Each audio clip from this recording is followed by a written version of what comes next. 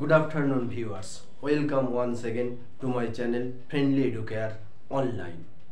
আজকে আমি একেবারে ক্লাস 12 এর থার্ড সেম সবে মাত্র কমপ্লিট হয়েছে। ফোর্থ সেমে যে সিলেবাস আছে সেই সিলেবাস আমি এবার কন্টিনিউ করব। আজকে প্রথম ক্লাসেই আমি সনেট 73 সিলেবাসে তোমাদের যে তিনটে ভার্স আছে, যে পোয়েম আছে, তার মধ্যে সনেট 73 একটি অন্যতম সেরা একটি কবিতা রিটেন বাই উইলিয়াম শেক্সপিয়ার, সেটা নিয়ে আলোচনা করব। এই সনেট থেকে কোশ্চেন তোমরা করে গেলে বা এই সনেটটা যদি খুব ভালো করে বুঝে যাও তাহলে তোমাদের কাছে এই থেকে যে কোশ্চেন আসবে সেটা অ্যান্সার করাও কিন্তু অনেকটা সহজ হয়ে যাবে। তো কথা আর না বাড়িয়ে সরাসরি চলে যাই ক্লাসে।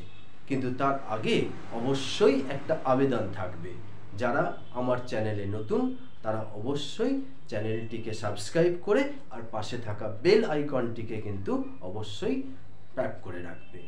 আর শেষে যদি মনে হয় যেটা তোমাদের উপকারে লাগছে, ভালো লাগছে, তাহলে অবশ্যই বেশি বেশি করে কমেন্ট, লাইক আর শেয়ার করে দিও।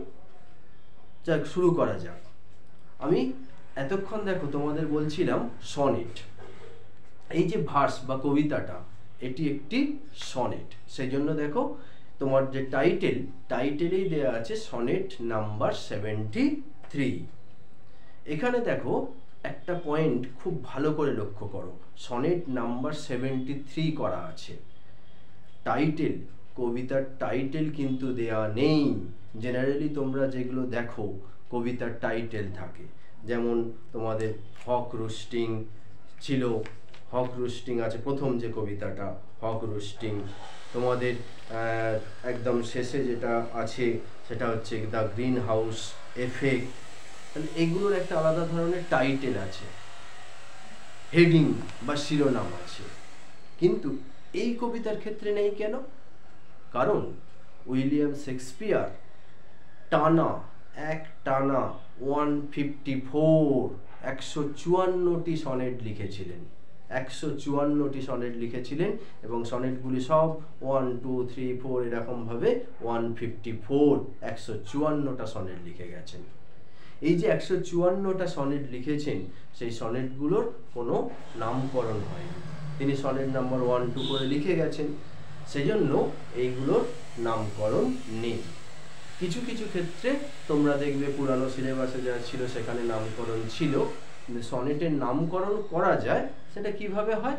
ওই সনেটগুলোর ফার্স্ট লাইনকে ধরে কখনো কখনো নামকরণ করা হয়ে থাকে, কখনো কোনো আগের সিলেবাসেও দেখা গেছে। যাই হোক, যেটা আমাদের পয়েন্ট, তাহলে সনেট, কিন্তু সনেট কি সেটা আমাদের একটু আগে জানতে হবে। সনেট কি? Sonnet is a poem of 14 lines with a particular rhyme scheme. Sonnet কি? সনেট হচ্ছে চতুর্দশপদী কবিতা, 14 লাইনের একটি কবিতা যার নির্দিষ্ট একটা ছন্দ আছে। এই সনেট শুরু হয় প্রেত্তার্কের হাত ধরে। সেই জন্য তিনি যে সনেটটা লিখেছিলেন, যে টাইপটা লিখেছিলেন, সেটাকে বলা হতো প্রেত্তার্কান সনেট। টাইপ বলতে সনেট সব 14টা লাইন, চতুর্দশপদী কবিতা মানে 14টা লাইন মাস্ট, কিন্তু যে রাইম প্যাটার্নগুলো সেইগুলো বিভিন্ন সময় পরিবর্তিত হয়েছে। প্রেত্তার্ক যখন লিখেছিলেন তখন একরকম রাইম প্যাটার্ন ছিল, সেটা প্রেত্তার্কান সনেট। পরে স্পেন্সার এসেছেন, স্পেন্সার একটু ডিফারেন্ট করেছেন, সে টাইপটাকে বলা হতো স্পেন্সারিয়ান সনেট। আবার শেক্সপিয়ার এসে আরও একটু ডিফারেন্ট করলেন, যেটার নামকরণ করা হয়েছে শেক্সপিয়ারিয়ান সনেট। তার এই সনেটের একটা আলাদা আইডেন্টিটি তিনি করেছেন। এটা যেহেতু শেক্সপিয়ারের লেখা, সেই জন্য শেক্সপিয়ারিয়ান সনেট। এখানে দেখতে পাবে তোমরা 3টে কোয়ার্টেন। কোয়ার্টেন মানে 4টে করে লাইনকে কোয়ার্টেন বলা হয়। 3টে কোয়ার্টেন আছে, 3 4 12 লাইন। আর 2 লাইন কোথায় গেল? আর 2 লাইন দেখবে একদম শেষে আছে, 2টো লাইন, সেটা আলাদা করে আছে। সেটাকে বলা হয় কাপলেট, কেউ আবার ডুপলেটও বলে থাকে। কাপেল থেকে কাপলেট বা ডাবল থেকে ডুপলেট এই নামকরণ করা হয়। তাহলে এই সনেটে আমরা কি পাবো? প্রথম 3টে কোয়াট্রেন্ট পাবো আর শেষ 2টো লাইন একটি কাপলেট পাবো। এই সনেটের থিম কি, বিষয়বস্তু কি? শেক্সপিয়ার যখন এই সনেটটি লিখছেন তিনি জীবনের শেষ পর্যায়ে এসে গেছেন। জীবনের শেষ পর্যায়ে এসে তার রিয়েলাইজেশন, তার অনুভূতি একটু ডিফারেন্ট হয়েছে। যেমন আমাদের রবীন্দ্রনাথ ঠাকুর তার শেষের দিকের কবিতাগুলো থিম বা বিষয়বস্তু, তার যে চিন্তা ভাবনা, সেগুলো কিন্তু একটু অন্য ধরনের ছিল। এখানেও শেক্সপিয়ারের যে এই কবিতার যে থিম বা দর্শন, সেটা কিন্তু একটু ডিফারেন্ট। সেটা কি না, জীবন সায়ান্নে এসে তিনি অনুভব করছেন যে যখন তার যৌবন ছিল, যখন তার বয়স কম ছিল, তখন যে স্পিরিট, যে স্ট্যামিনা তার মধ্যে ছিল, সেটা কিন্তু এখন আর নেই। এবং শেষ বয়সে এসে তিনি এটা অনুধাবন করলেন, মেনে নিলেন যে সত্যি সেই সময়ে সেই ক্ষমতাটা আর নেই। এবং এখানেই তিনি স্বীকার করছেন দ্য র্যাভেজেস অফ টাইম, অর্থাৎ সময়ের সঙ্গে সঙ্গে সব কিছু কিন্তু নষ্ট হয়, ক্ষয় হয়, ধ্বংসের পথে এগিয়ে যায়।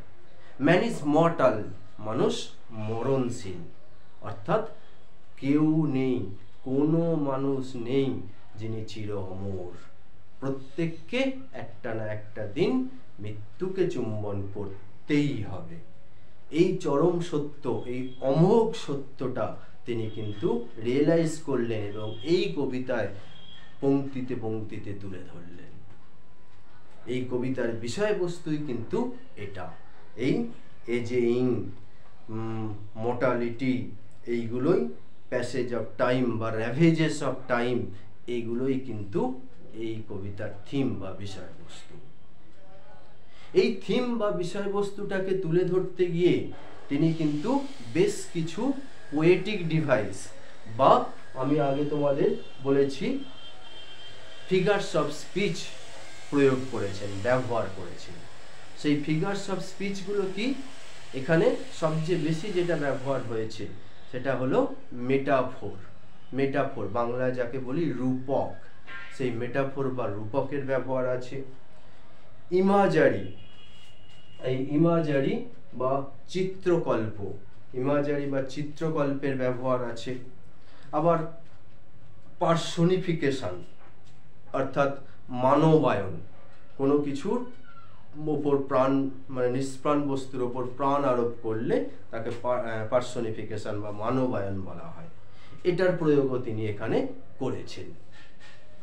এবার এই 3টে যে কোয়াট্রেন্ট, সেই 3টে কোয়াট্রেন্টকে কিভাবে তিনি ইউজ করলেন?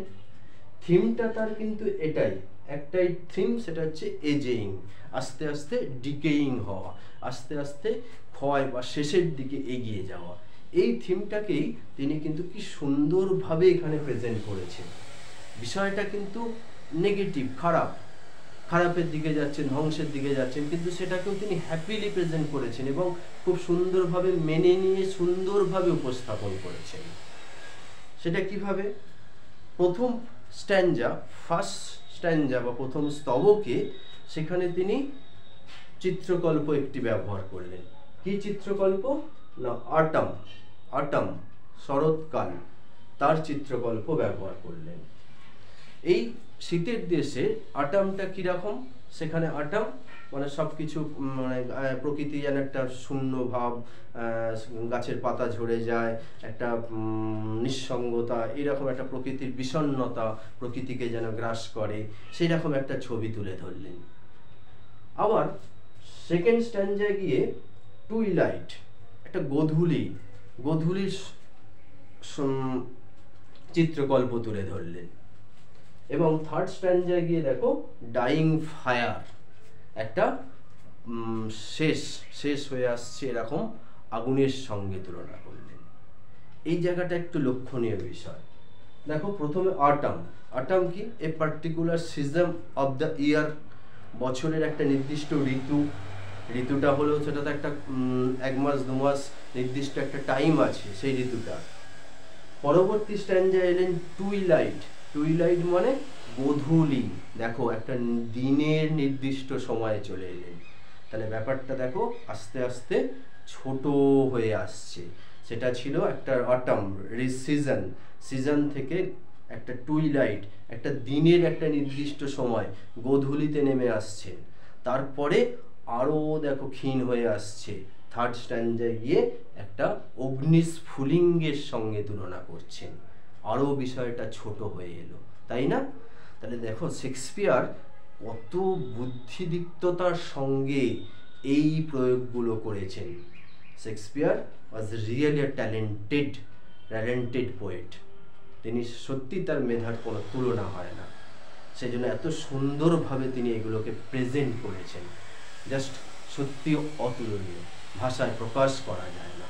তার ট্যালেন্টের সত্যি কোনো তুলনা হয় না। যাই হোক, এইরকমভাবে প্রেজেন্ট করে লাস্ট 2 লাইন্স শেষ কাপলেটে গিয়ে তিনি একেবারে দেখালেন যে মৃত্যু অনিবার্য, সেখানে মৃত্যুকে গ্রহণ করতেই হবে, সেখানেই সব শেষ। এইরকম একটা জায়গায় আলটিমেটাম, এই কাপলেটটা কি করতে তিনি ব্যবহার করেন? যেখানে একটা চরম শিখরে নিয়ে যান, একেবারে যে বিষয়টা বলছেন সেটাকে চরম মাত্রায় নিয়ে যান, এটাই কিন্তু কাপলেটের ব্যবহার তার ক্ষেত্রে। যাই হোক, আমরা সরাসরি এবার কবিতায় আসি। সেগুলো লাইন বাই লাইন আমি একটু বাংলা মানে করে দেব, তোমরা বোঝার চেষ্টা করো।